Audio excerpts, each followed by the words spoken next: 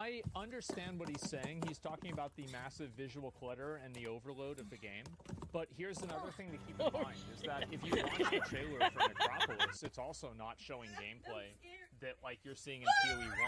So I don't really know if we can rely on PoE 2 to break my satellite radio. Because if you look at the Necropolis trailer or any of the trailers for the games, they never show gameplay like that. And they never show like the overload of it. They only show it in like very so PoE 2 could indeed be more like that. At the end game, plenty of other players who like this type of gameplay. Yeah. Consistently and fret not. Path of Exile 1 shall stay this way, and if the last two games are any indication, lean on it hard in the future. However, Path of Exile 2's vibe won't match this. At least additionally, I'd argue they'll attempt to steer slightly toward this and in an entirely new direction for PoE 2. And no, that PoE 2 vibe... I think that they should, because like if you are happy with the way the PoE 1 is, well then they've already got you with PoE 1. Like it's only logical that they would try to make a new type of game, because it's bringing in a new audience. Yeah, it's common sense.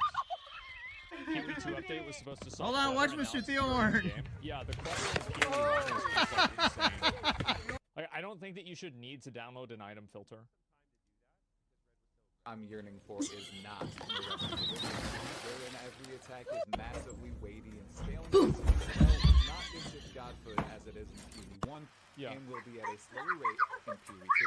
No Rest for the Wicked, in my expertly personal opinion, is not the type of isolated RPG evolution Path of Exile 2 is or should be, which begs the question, what kind of vibe, what kind of evolution is it going for? I think No Rest for the Wicked is actually a pretty good foundation to base things off of. But obviously, there are a lot of things that No Rest for the Wicked is built around, like, for example, a poise system, and also iframing, which is like really like these are Dark Souls mechanics fundamentally. ARPGs aren't the same as that, but they do have overlap. And how will it achieve that state of change? Well, Talamoana, my fellow exiles, let's discuss. The vibe of Path of Exile 2 is clear as the lake of Kalandra, but hopefully not as forward. With a constant cycle of deadly tension and drastic dopamine releases. The focus on extreme customizability is high, with a clear line for a new player to go from novice to veteran in the game itself. These two ideas coalesce to form a clear vibe for PoE 2. It seeks to be what excellent isometric I knew that was gonna happen. with killer combat and endless customization. But while the vibe is simple, the path to achieving it requires a complex evolution. It may upset many PoE 1 players and bring an entirely new audience. Good luck, guys. Well, what's gonna upset I've broken down this evolution. What do you mean? Four distinct here we go. categories. Visibility, enhanced customization, true action combat, and content overload. As somebody who plays PoE 1, I already agree with everything you said to you. I haven't seen it yet, but I completely agree. True. Yep. Lead into another, but each are unique and seem to be focal points of how Path of Exile 2 is pushing the envelope and crafting the next era of ARPGs. First up, let's talk visibility. This is a titanic issue in numerous ARPGs, not just Path of Exile 1. Yeah, Diablo 4 has this as well. It's very hard for you to see what's happening in the game, and this is the problem, is that I think that as ARPGs evolve, people like seeing higher density and more mob farming. But the problem is that whenever that's happening, you also, like, whenever you have it's hard to see whatever you need. So, like, PoE 2, I hope that they don't go overboard with mob, because I feel like that's what games end up trying to do, like PoE did. PoE did, and also Diablo 4 is doing, and Diablo 3 also did, is they just add in more and more and more mobs to where you realistically can't... Like, you're no longer making, like, intelligent minute-to-minute, like, second-to-second gameplay decisions, because there are so many mobs that the only way to effectively deal with them is to kill them before they do anything, or to have so much health that anything that they do will kill. That's the problem. PoE 1, which keep it, and PoE 2 should stay away from it. Yeah, absolutely. Yeah, I totally agree. It turns into a bullet hell. Yeah, you can't track bullets. Yeah, it's like you're trying to keep up with 5 different attacks from 10 different mobs. Can't do it. Yes, I do think at the top Yeah. end, PoE is the worst quality of other games like Diablo 4 also showcase lack of versatility. See? Other ways I'm not too in love with. Yeah, look at that. Like, what the fuck is going on? It's very hard to actually see what's happening on the screen.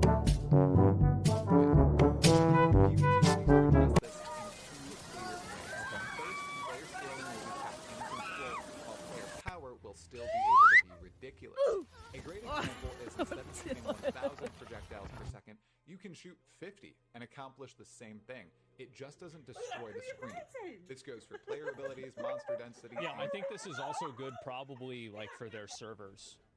Because I remember like Mathel had this one build, one league, where like he was creating, it was like before they capped like the amount of volatile dead that you could make. And he would just create so many of them on Legion events that it would basically crash the game, and whenever he would come back, everything would be dead.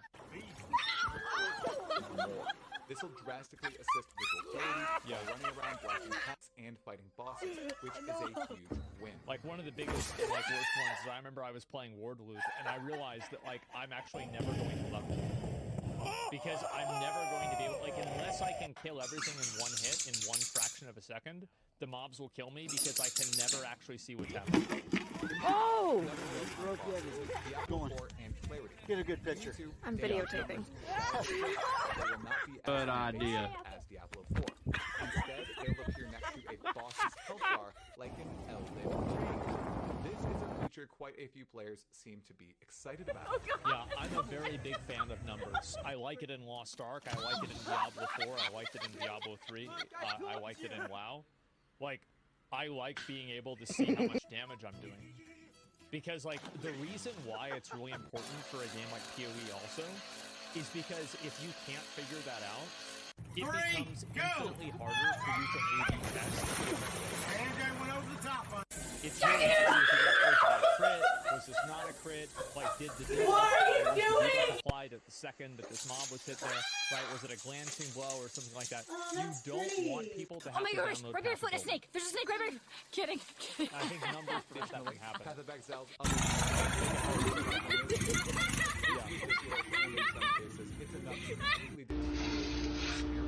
And as somebody who played PoE ever since the closed beta, Loot is always not like this in PoE.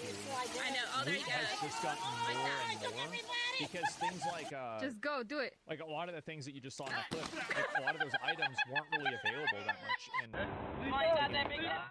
it's just something that's evolved over time. They're cutting down on the pressure. So let's see what does drop valuable. They're accomplishing this in multiple ways, such as giving value to various item Yeah, base Diablo types and 4 did rarities, this. as grouping unidentified items into tiers. On top of this, value is being some off monsters or off players. Cannot wait to see it in action. Yeah, this is something that like experienced PoE players know about with like vendor recipes, but most average players don't because it's not really explained anywhere. It's like, how are you supposed to know, like, oh, if you want to derank your gem, you have to trade it to the vendor with like a scouring orb or a orb of regret. Like, how are you really gonna know that? Together. Next, let's delve into enhanced customization. Path of Exile 1 already upped the previous titles in the genre with its massive passive skill tree. That's what the game's all skill about. system, That's the best thing about the itemization, game. Ascendancies, and all the Yeah. features stemming from those powerful concepts. Path of Exile 2 expands this readily.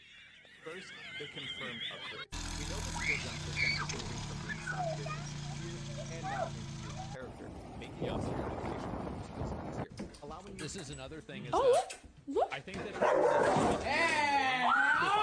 had more opportunity to take risks and try different things, But because PoE has so many punishments for swapping things around, like with regret orbs or having to, you know, like unlearn ascendancy talents, etc. And again, like this is something I want to see changed in PoE 1, but I do think that it's a hindrance to the game overall. In the same way that, like, for example, in Season of Discovery, now that we have dual spec, I play the game. I would play the game more. I'm not playing right now at all. But like, whenever I did, I would play the game more because I could just swap. I could just swap here. That's not the deal. Easily equip new items you find, and additional Try outside of this yeah. skills. New skills can be added easily with their new animation and special effects rigging and pipeline. Second, you'll be able to configure multiple passive skills that swap depending on the weapon you're using. This allows us to house multiple playstyles on a single character. Say a one-handed sword with a shield on one loadout, and a two-handed crossbow. I love how she puts her hands This is an opinion. I don't really know how I feel about this, but like World of Warcraft has this with its new skill trees, and I'm curious, how would you guys feel if PoE did something like they had a like entry level or like beginner level like talent tree just for people to like get the hang of the game and understand it? It's like voted on by the community or like made for like beginner players.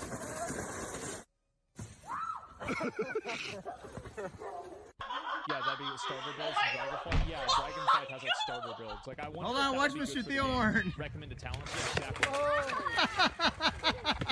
I don't know. Because like again, and this is an important word. Have to go off of their off of the game and look something up. I view that as a fuck up. That's like a, oh, that's a shortcoming. Oh, the game shouldn't have let that happen, right? That's my viewpoint. When you swap from one weapon set to the other, our Yeah, you should never have to tab out or look things up. dynamically. Additionally, we can Things should make sense intuitively. Or skills attached Elden to Ring, our weapon set great example. to Yeah. automatically swap to the proper passive skill tree. Third, we're getting a total of 2 classes and 36 It's a lot. That's a bunch of further unique customization, and it's something Leave that's not even Papa Willie?